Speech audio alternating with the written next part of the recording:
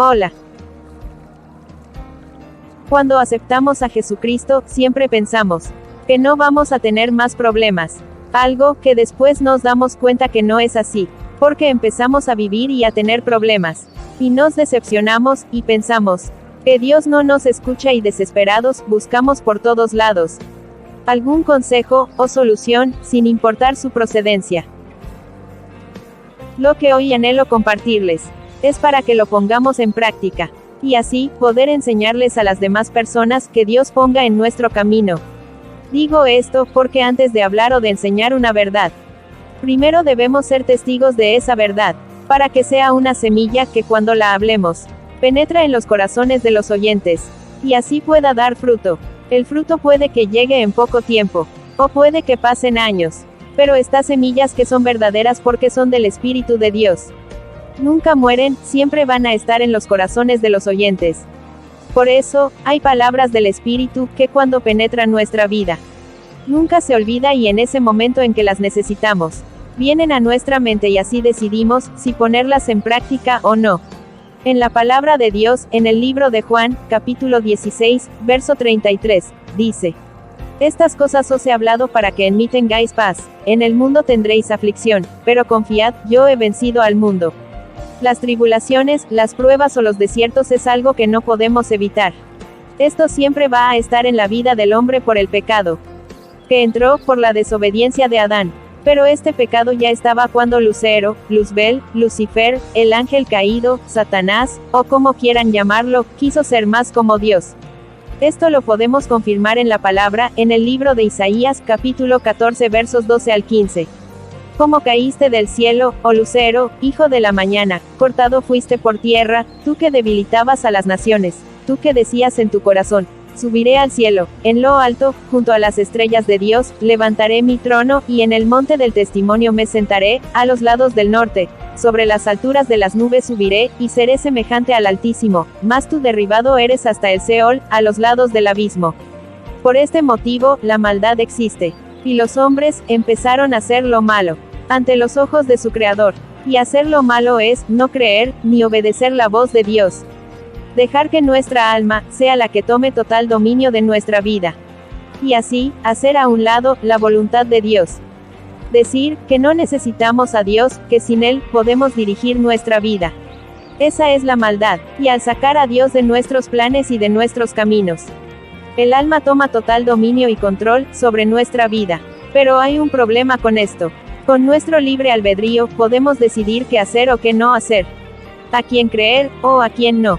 Pero esto trae consecuencias, sea para bien, o sea para mal. En la carta a los Gálatas, en el capítulo 6, versículo 7 dice lo siguiente: No os engañéis, Dios no puede ser burlado, pues todo lo que el hombre sembrare, eso también segará. Este versículo habla por sí solo. Oyendo esto, entonces, parte de nuestras tribulaciones, o de nuestros desiertos, son resultado de nuestros actos, o de nuestras decisiones. También, cuando entramos al cristianismo, empezamos a vivir muchas cosas que no son de nuestro agrado. Esto pasa, porque la vida en el Espíritu, necesita derribar todo lo que creamos en nuestra antigua vida, tanto emocional, intelectual, sentimental, financieramente. En fin, todo. Cuando esto pasa, prácticamente es todo lo contrario de lo que pensábamos, de lo que sentíamos, de lo que anhelábamos, de lo que conocíamos. Y sentimos que Dios se olvidó de nosotros. Que es como si la vida estuviera en contra nuestra. Pero no es así, es la vida del Espíritu, luchando contra la simiente almática para derribarla hasta doblegarla. La cual, no quiere que la vida de Dios gobierne nuestra vida, para poder dar fruto, para vida eterna. Aquí se aplica el versículo del libro de los Hechos capítulo 14 verso 22. Es necesario que a través de muchas tribulaciones entremos en el reino de Dios. En el libro de Filipenses, capítulo 1, verso 21, dice lo siguiente: Porque para mí el vivir es Cristo, y el morir es ganancia. Este versículo es muy poderoso, pero, el problema es que le dan una mala interpretación. Porque ven la muerte del cuerpo físico. Y la muerte que aquí se refiere, es la muerte de las facetas del alma. Y esto es necesario, para que el Espíritu pueda expresarse, y pueda dar a conocer, todo lo que el Espíritu de Dios quiere darnos.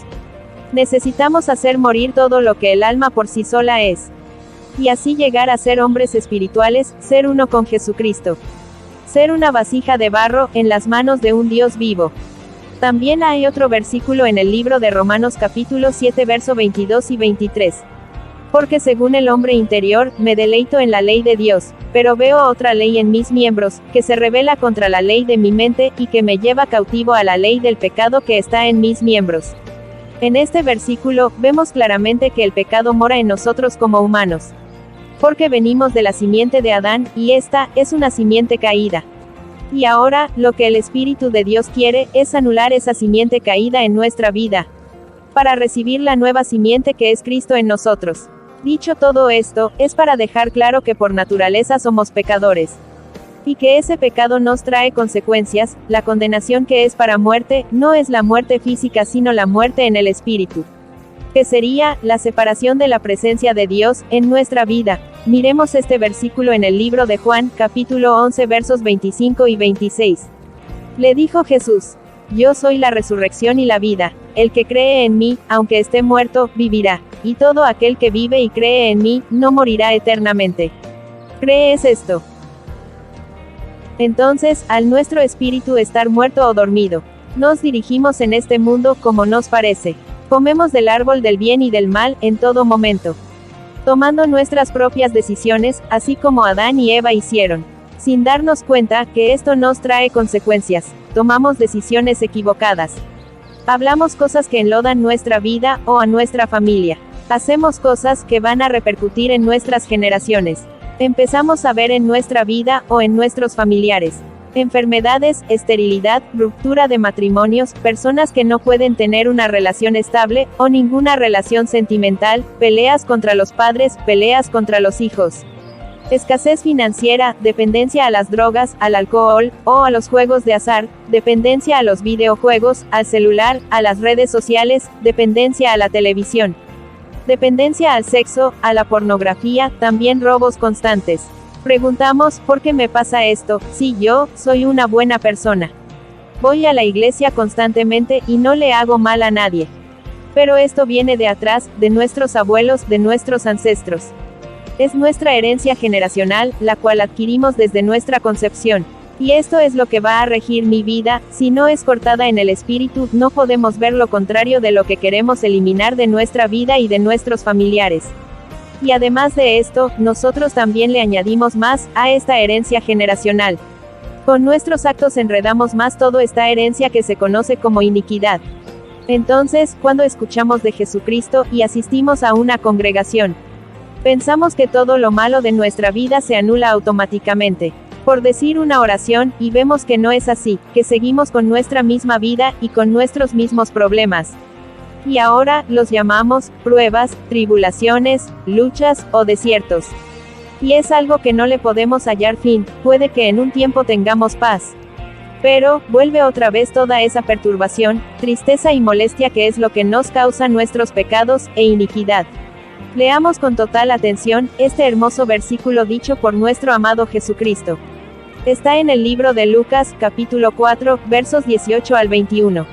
El Espíritu del Señor está sobre mí, por cuanto me ha ungido para dar buenas nuevas a los pobres, me ha enviado a sanar a los quebrantados de corazón, a pregonar libertad a los cautivos, y vista a los ciegos, a poner en libertad a los oprimidos, a predicar el año agradable del Señor. Y enrollando el libro, lo dio al ministro, y se sentó. Y los ojos de todos en la sinagoga estaban fijos en él, y comenzó a decirles: Hoy se ha cumplido esta escritura delante de vosotros. Esta palabra es lo que Jesucristo vino a hacer aquí en la tierra por toda la humanidad, y tenemos acceso a todas estas promesas, gracias a su muerte y su resurrección. No podemos ver la palabra de Dios literalmente, un ejemplo es. En este versículo dice que Él vino para abrir los ojos de los ciegos. Y no se refiere a ciegos que no pueden ver con sus ojos naturales, sino a los ciegos en el espíritu. Él vino a abrir nuestros ojos espirituales para poder ver la grandeza de su gloria, y la libertad que nos trajo. Que ya, la muerte no domina nuestras vidas, ni los problemas, ni las tribulaciones, ni las aflicciones, ni los desiertos. Jesucristo vino a darnos libertad, pero el problema es que no sabemos cómo aplicar esta verdad en nuestra vida. Simplemente, nos dicen que con una oración ya todo se resuelve y esto no es así. Tampoco, Jesucristo va a solucionarnos todos nuestros problemas, de la noche a la mañana. Esto no es así, debemos aceptar y enfrentar las consecuencias de nuestros actos.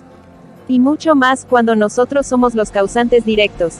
Cuando son por herencia generacional, debemos anular para que se corte este hilo conductor de iniquidad en nuestra vida.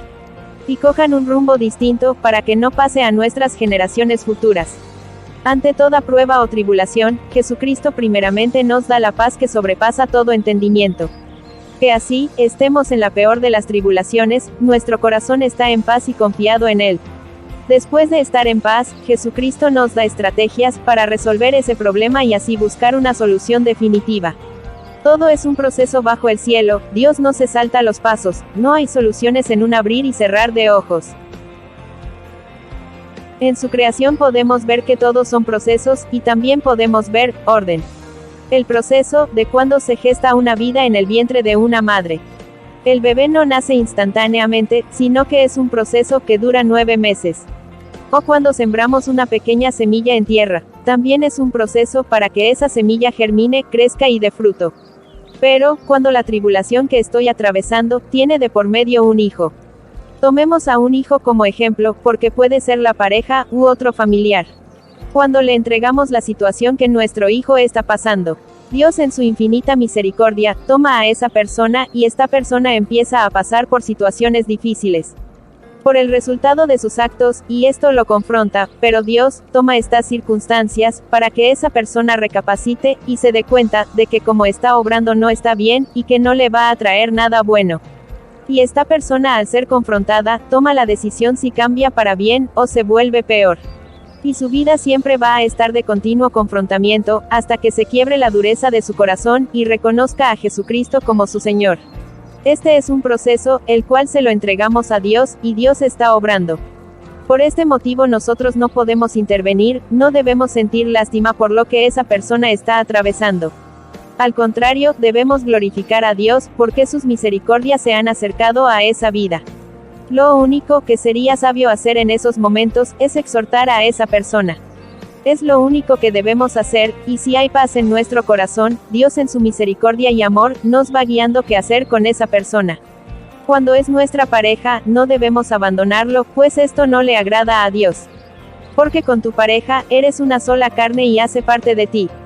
Con el tiempo tú le transmites a tu pareja, lo que tú tienes de Dios.